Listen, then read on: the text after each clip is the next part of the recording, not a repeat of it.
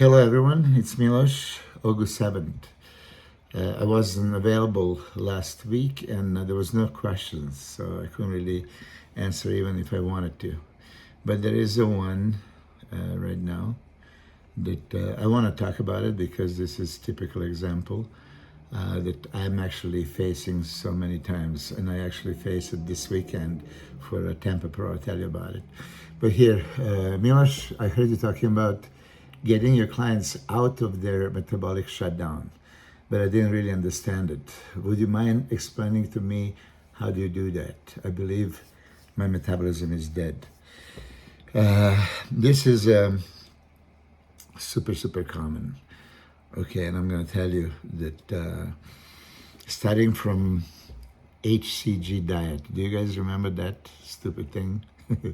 Somebody asked me, but what do you think of it? I said, I don't even know what is HCG diet. Oh, human chorionic gonadotropin diet. Okay, how do you diet on that? Oh, you just eat 500 calories and you take HCG, and then results are going to come. So if you starve yourself to death and eat 500 calories, you can take eye drops. It doesn't matter if it's ACG or something else. But, not to be sarcastic, I've seen so many competitors. I was training in Fit Nation, I remember, and this lady was training for a contest, and I see her twice a day. And I see her pretty much being dead all the time.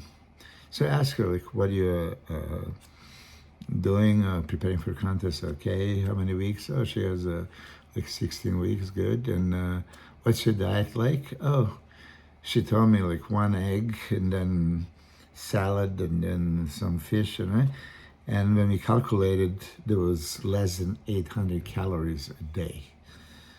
I mean, really. And I explained to her that if she just calculates, her physiological needs are going to be double if she sleeps all day. But she trains not once but twice a day, and she does not once but twice a day cardio. So imagine how her body is going to actually survive for 16 weeks. Actually, she started already like several weeks before with this kind of diet. Okay, so it's a starvation mode that you're putting your body into. Usually anybody that diets are on low carbs anyway. And then this lady was low carbs and low fat and high caloric expenditure. So how do you think her body is going to survive? It had to shut down metabolism. It had to break down the muscle tissue, metabolically active tissue that takes so many calories. This is prescription for disaster. Is going to happen 1,000,000%. This is not even a question. So what do you do with these people? And I said this example before. You guys can hear the whole story about me preparing Monica Brand back in the day and how she was on 1,300 calories. I said this story, but for you that didn't hear it, she was doing 4 hours of physical activity daily, 4, and eating 1,300 calories. And I explained her once, and second and third time, she just was too afraid to listen, because normal mind of the person, especially disciplined, dedicated, wanting results so bad, is not to eat more, because if I can lose weight and body fat on these little calories, how can I increase it and then lose it? So I understand it's contradiction. A lot of people don't want to do it. And I explain her, like, listen, your body is in survival mode.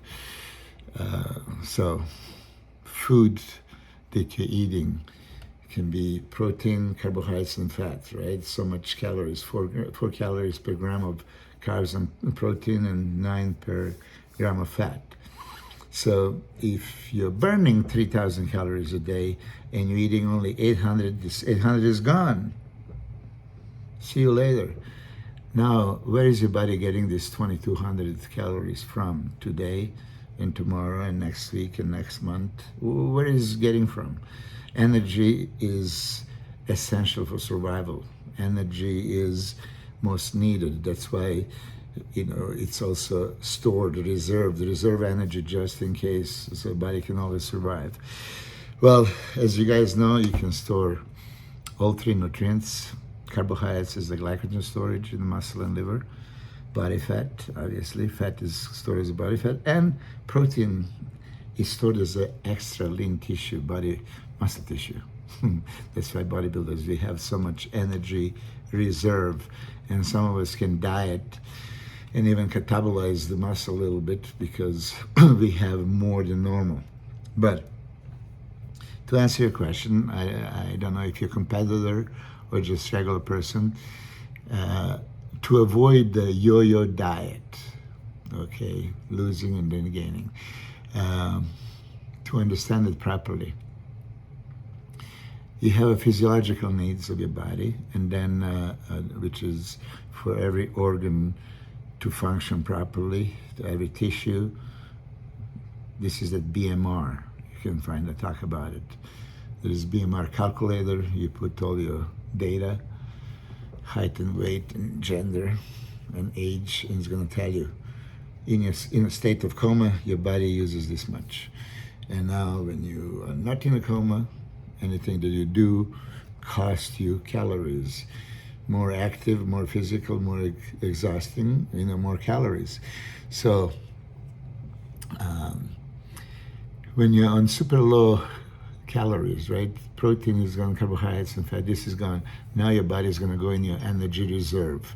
So we would all like to believe, that if you diet with the crazy deficiency in calories, that your body fat is going to give you all these calories needed.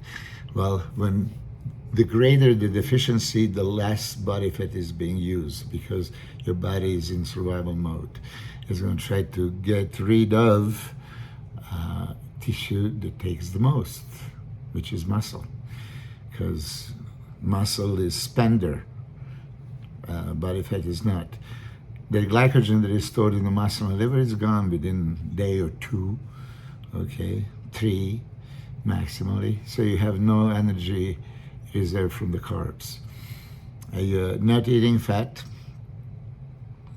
or eating very little, and you're eating your protein. Now that protein had to be converted into the glucose. That's the first thing. So you're not getting that protein. You're not replenishing your tissues. And that's not going to be enough, okay, because you're so caloric deficient. So your body's going to have to break down the muscle tissue to lower your caloric expenditure and make you survive. The longer you do it, the worse it gets. So eventually after week 2, 3, you're going to be losing some weight first, step on the scale and be happy about it. But then you're going to realize, I'm not spending it anymore. What's happening? I should reduce even more. And that's what people do.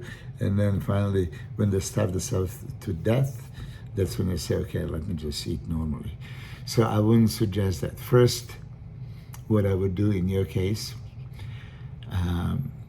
I would double or triple your protein take right away. So protein is only nutrient, macronutrients that builds your body, but it can also be energy nutrient. So that's the safest. But it needs the energy, it doesn't have it, let it convert. Yeah, I know it's nonsense. Convert expensive amino acids into cheap energy. It doesn't make sense. But for peace of mind, there's the safest, right? Triple the protein. And start increasing your good fats. I'm not gonna even mess with the carbs yet. So you're gonna slowly increase caloric intake, but with the nutrients that are not gonna be stored, it's just gonna be metabolized. Okay, so slowly increasing these, and then if you're training, then I would obviously, as you heard about my hyperemia advantage system, I would be comfortable to give you carbohydrates right before, during, and immediately after the training. But I would wait for a couple of weeks to start you up so your body is not declining and shut. It's now waking up and responding. Oh, something new is happening. Okay, what is happening? I'm getting more frequent meals, more nutrient dense, high quality protein, and good fats, not necessarily essential fats, just unsaturated, polyunsaturated fats.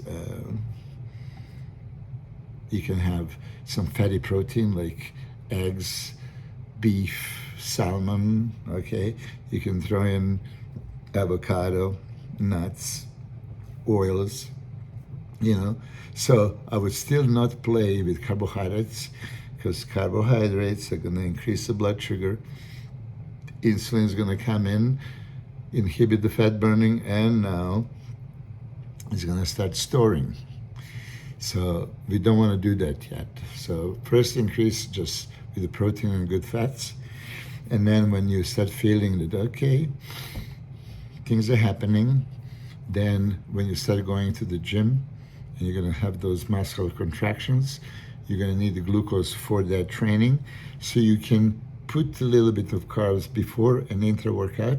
And I would tell you, again, for safety reasons, use less carbs than you're going to burn. But at least your body is going to start being familiar with glucose is in the blood. Oh, insulin is released. Oh, you are feeling a little bit of the energy and pump and muscle contractions. Okay, and you're not gaining any body fat. Then you can start slowly increasing it. So ideally, this is how you get yourself out of metabolic shutdown. Slowly increasing, slowly adding more protein, more carbs, more fat. Okay, I hope this is not too complicated. But yeah, okay, so I almost forgot. So one of my athletes that just competed, right? It was also with the coach. It was just starving him. 2 cardio sessions a day, training every day, and there was 100 to 150 grams of carbs. 100 to 150, huge guy. And of course, his metabolism was shut down, zero energy, zero pump, not really getting there. So immediately I have to respond similarly, okay, increase the calories. But because I didn't want to play with the carbs and insulin right away, first was transition with more calories, more protein, more good fats, because guy was not just no carbs, or particularly almost no carbs. All his protein sources were chicken, fish, egg whites. Zero fats there, right? Or close to zero. So first I implemented safe nutrients, and then start bringing the carbs. And once you start feeling, after 3-4 days, what was it, about that? It's like, oh, he can finally feels his muscle. Now when he can feel the muscle, during a training I dumped so much carbs in it, right? And the glycogen storage that was empty forever now was refilled. But what happens when you have a refilled glycogen, right? Glucose is available and the body would use it. So how can you still lose body fat when the glycogen is loaded? Okay, well, glycogen is used for muscle contractions, not for normal activity. For normal activity, fatty acids are being used. For that, you use your cardio. So you would do the fat burning phases, and I let him do 2 times a day, burn it. But then when he was training, we made sure that we use glucose as a fuel. Anyway, the guy did very, very good. And it's very motivated to keep continuing growing and impressing people. So hopefully, Nancy, you're going to do the same. Okay. Do you have a home gym? No, I used to have it. Would you consider I don't know about this question, but yeah. No, I used to have a Colosseum gym in Fullerton, Mecca bodybuilding. I don't have it anymore. Next, who is going to win Mr. Olympia this year? If I have to guess right away, it would be Rami. Why Rami? Because he won last 2 times and he has a different look, right? So if Brandon Curry at his pretty much all-time best, or Hadi Choopan ripped to pieces, slice and dice, I mean, way more superior in conditioning department, could not dethrone him. I don't think it's going to happen this year either. If I remember correctly, yeah, Rami is 37, turning 38, and I think that he made it clear to his family, I read it somewhere, that he's going to retire after the age of 38. So if this is his last year competing, he's going to make sure that, he goes out as a champion. That's my prediction. By the way, I predicted when he was specially invited for that Olympia 2020, for all the people to say, why? Because he can might as well win it. And he did. And last year he repeated. I mean, he has some tough competition, right? But that's my guess, who's going to win. Yeah, of course, I'm going to have a few guys in the Olympia, and I wish them to win, so you put me on the spot. How can I tell Regan or Samson you're not going to win? Go there to lose. What separates a genetically gifted bodybuilder from a professional? Well, genetic gift, so there's a lot of super gifted athletes and then super muscular that basically can look at the weight and grow, or do every exercise absolutely positively wrong and still have a great result, eat whatever they want and still look lean and ready. From a professional, that's their profession, and like some less than gifted, I would point out that Rich Gaspari, who was not very genetically gifted, he placed second 3 times, to great Lee Haney, and he got the most out of it. Why? With the work ethics, with the discipline, with the dedication, precision of his diet, nutrition, training, consistency. So what separates genetically gifted from professional? Well, genes. You're genetically gifted, you are predispositioned to grow like Flex Wheeler. I was just with him yesterday at the UFC event, and it's just amazing when I think about how far did Flex really go. I saw him 89 winning California state championship. Yeah, he was light heavyweight. He won overall. I was 4th as a heavyweight. But then I turned professional before him, and I was a huge fan of him. We went to many tours together, and I always told him I'm his biggest fan, and I was a pro. He was not even a pro. And then when he turned pro, as you guys know, he's in 92 USA. 93 he entered Ironman, beating Vince Taylor, Leo Barada, Paul Dillett, all these guys. And I went to the Arnold Classic 93 in what I consider his best condition ever. Is this the best look? I don't know exactly.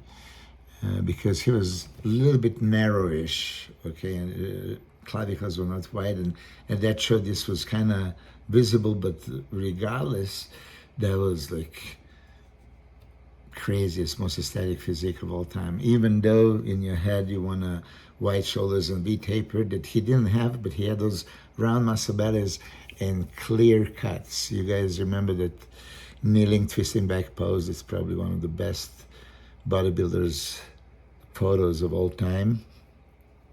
that you can see every separation, tie-in, and striation. That's genetic gift. What else is genetic gift about him? Is that when we tested for Balco Labs back in late 90s, myostatin gene inhibitor study, he was actually the only one that was blessed genetically, right? That had the inhibited gene, so he can grow indefinitely. And I'm a first hand witness of that. In 2003, when I trained him for his last show, Ironman 2003, I said this story many times. I'm going to say it again because it's now answering your question. I have never seen in my life somebody change from beginning of the workout by the end, which, okay, some people can be pumped up, right? So I take that back. I've seen people pump up like crazy, but I haven't seen anybody change day by day. I mean, next day he would come bigger, leaner. Next day he would come much bigger, much leaner. By the end of the 1 week, he was like, holy macros. And then what happened in that instance, he went from 208, skinny fat, to 245, almost ready for a contest. I mean, when I say almost ready, he was not at his absolute greatest condition, but if you guys remember, Jay Cutler won that show. Flex was second after prejudging, but then in the posing round, Marvin Anthony beat him, so he was third. And if you see the pictures, yeah, it's not the Flex at his best because he was still not that lean, but almost. So that happened in a 3-week period, really. So genetically gifted like this, even myself, they've seen everybody. I haven't seen transformation like that in front of my eyes in a matter of 3 weeks. I promise you, from morning to the evening is a different person. Within 3 days, it was like, oh my God. And then almost, you see, he didn't supposed to compete in that Ironman. He's supposed to compete only at the Arnold Classic, which is first weekend in March. But as he got encouraged and started looking quite good, and he did win some shows before when he was not 100%. He was just on his shape, posing, presentation, right?